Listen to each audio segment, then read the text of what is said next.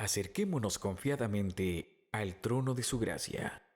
Alimentemos nuestro espíritu y crezcamos juntos en la palabra de nuestro Señor Jesús. Bienvenido a la reflexión de hoy. Bienvenidos a su programa de estudio titulado ¿Entiendes lo que lees?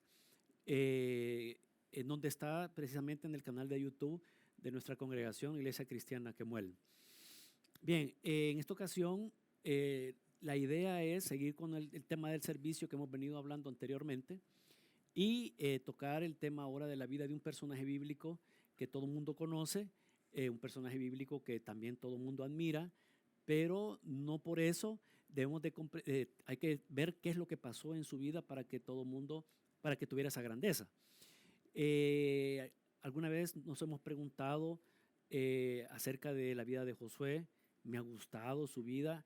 Yo he hablado con algunas personas y me han dicho que es maravilloso como un hombre pudo haber pedido a Dios que detuviera el sol y la luna, y que Dios, atendiendo la voz de un hombre, como dice las Escrituras, pues detuvo el sol y la luna, ¿verdad? Pero ¿y cómo lo llevó hasta ahí? ¿Qué fue lo que pasó con él? ¿Cómo es que Dios atendió la voz de un hombre a ese nivel y a esa magnitud? ¿Y cómo es que Josué se atrevió a pedir algo así?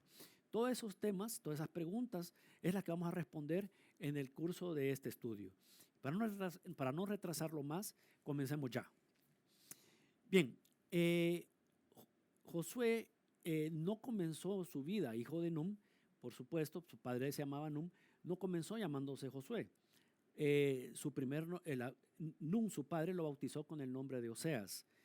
Oseas era el nombre del que en el futuro se iba a llamar Josué. Oseas tenía una peculiaridad, ¿verdad? Debemos de recordar de que Josué es ya de la nueva generación, ¿verdad? Que, bueno, venía de la antigua generación que había pasado la prueba de la incredulidad de Israel, de no creerle a Dios acerca de la ventaja que tenía de conquistar la tierra prometida, y que debido a ello Dios los condenó a morir en el desierto. Los únicos que salvaron esa prueba fueron Josué y Caleb. Pero quedémonos con Josué. Inicialmente, como dije, se llamaba Oseas, y Oseas dice la Biblia que comenzó a desarrollar su vida sirviéndole a Moisés. Era Oseas quien le servía a Moisés, era él quien le estaba pendiente de lo que iba a comer, era él de estar pendiente de hacerle la limpieza en sus aposentos, era el siervo, era el sirviente de Moisés. Si Moisés necesitaba algo, un vaso de agua a medianoche, ¿a quién creen ustedes que llamaba? ¿Verdad? Pues llamaba a Oseas para que lo hiciera. Si Moisés iba a tener una reunión de Estado con los ancianos de Israel para hablar de cosas del pueblo y necesitaba preparar la reunión, ¿a quién creen ustedes que le pedía que preparara el lugar o estuviera a disponibilidad las bebidas y la comida para todos los que iban a estar ahí? Pues obviamente a Josué, a Oseas. Y ese era el servicio precisamente que comenzó Oseas en el servicio a Moisés. Más adelante vemos nosotros que Moisés, ¿verdad? En un momento determinado le cambia el nombre a Oseas y le pone el nombre por el cual es mundialmente conocido, por Josué. Y a partir de ahora así le vamos a llamar Josué. Ahora, Josué tenía otra peculiaridad, dice la Biblia, de que no solamente servía al siervo de Dios, no solamente estaba cerca de él en el sentido de que cualquier cosa que necesitase, sino que también Josué estaba pendiente del templo. Dice que su vida era estar cerca del templo, del tabernáculo. Esa era una característica interesantísima de Josué.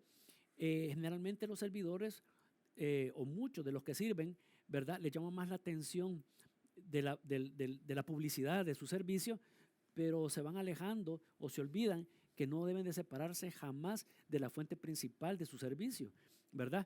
Que es el Señor. Y precisamente Josué vivía entre el tabernáculo y vivía entre el servicio a Moisés. Más adelante vemos nosotros cómo el Señor, hablando con Moisés, le dice: mira, Josué, creo que ha terminado tu labor de liderazgo en Israel.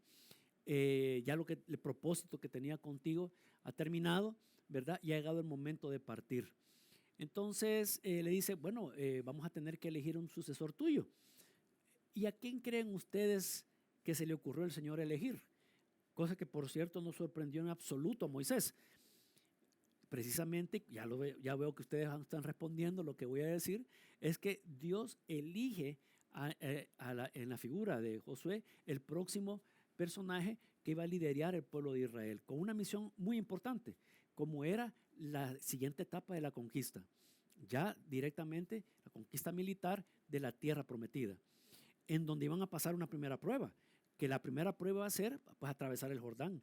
Y eso es, ustedes pueden leerlo, ¿verdad? En el libro de Josué y pues, los siguientes libros, en Samuel incluso, cómo se fue desarrollando la conquista de la tierra prometida.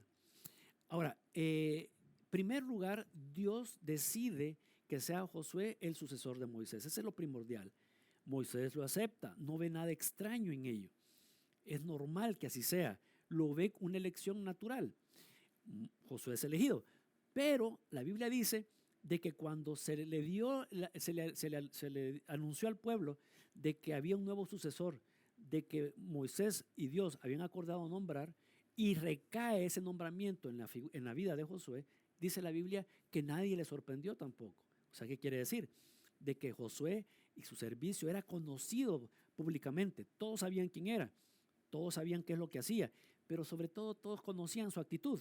Y eso era lo que a Josué, sin haberlo él esperado, sin haber él intrigado, sin haber él procurado o luchado para lograr la sustitución en lugar de Moisés, Dios se la da. Y ese es un detalle importante. Todo servidor no debe andar buscando sustituir a su pastor, no debe andar buscando sustituir a otro hermano que sirva o otro servidor.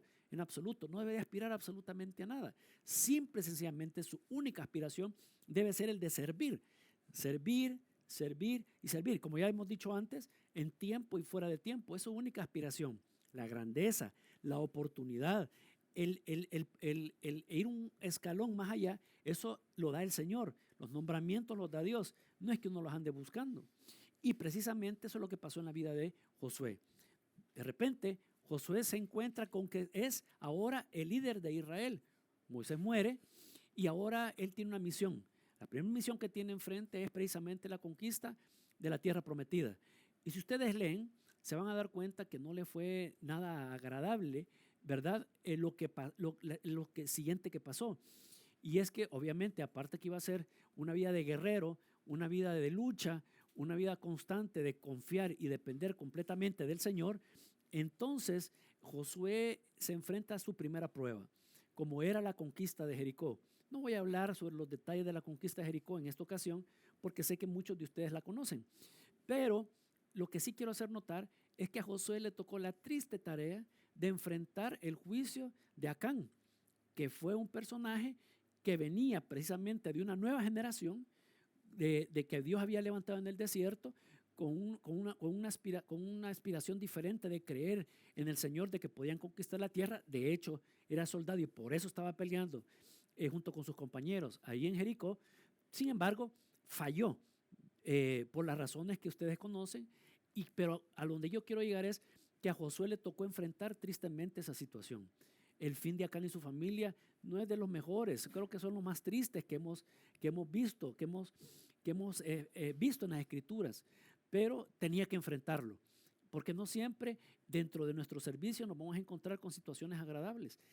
Tarde o temprano nos vamos a encontrar con situaciones que van a ser desagradables o tristes, incluso trágicas, pero no hemos de olvidar de que si estamos allí es porque el Señor ha hecho todo para llevarnos a esa posición. Pero a donde yo quiero llevarlos es que finalmente en una de las luchas grandes que tuvo Josué, dice la Biblia que se enfrenta con varios reyes que quisieron atacarlo. Y entre ellos, una vez la lucha estaba en su máximo apogeo, estaba en su máximo ardor, cuando dice que comenzó Josué a ver que el día estaba en la tarde y entendió que todavía no había terminado la batalla, no había terminado la tarea y que no la iba a poder terminar entre tanto que oscureciera. Y entonces aquí viene un detalle interesante, y es que todos sabemos, y es mundialmente conocido, cuando Josué, ¿verdad?, proclama con absoluta seguridad, y aquí vemos el contraste del servidor. Si el resto del pueblo incrédulo, que ni siquiera, fíjense bien, le creyó al Señor de que podían conquistar la tierra prometida porque los habitantes de ella eran gigantes, hombres fuertes, hombres de guerra, Josué fue un paso más allá, porque no solo le creyó al Señor, sino que se atrevió a pedir algo que jamás nadie había pedido hasta ese momento, como era detener el sol y la luna, para él poderse vengar de sus enemigos, dice la Biblia. Y todos sabemos qué fue lo que pasó. Era lógico, era obvio que debido al servicio y a la disponibilidad de Josué, en donde nunca se separó del templo, del tabernáculo, entonces dice la Biblia que el Señor lo escuchó. Y al escucharlo, detuvo el sol y la luna, casi por un día, hasta que Josué hubo vencido en la batalla. Todo esto tenemos que entender que un servidor como Josué puede llegar a este nivel. Si alguien creyó de que su servicio no iba a pasar desapercibido para el Señor, quizás pase desapercibido para los que estén a su alrededor, pero no significa que pase desapercibido para el Señor a quien usted le sirve, sino que al contrario, Dios está pendiente de eso. Ahora, ¿qué estoy dispuesto yo a pedir? ¿Hasta dónde voy a llegar? Entendiendo que soy servidor, como la temeridad de Josué, que le pidió al Señor algo tan grande como era detener el sol y la luna, y que al final el Señor accedió. Eso precisamente, a ese nivel el Señor quiere que nosotros lleguemos en nuestro servicio. Nuestro servicio será entonces la plataforma que todos vamos a tener, o el servidor va a tener, para alcanzar otros niveles.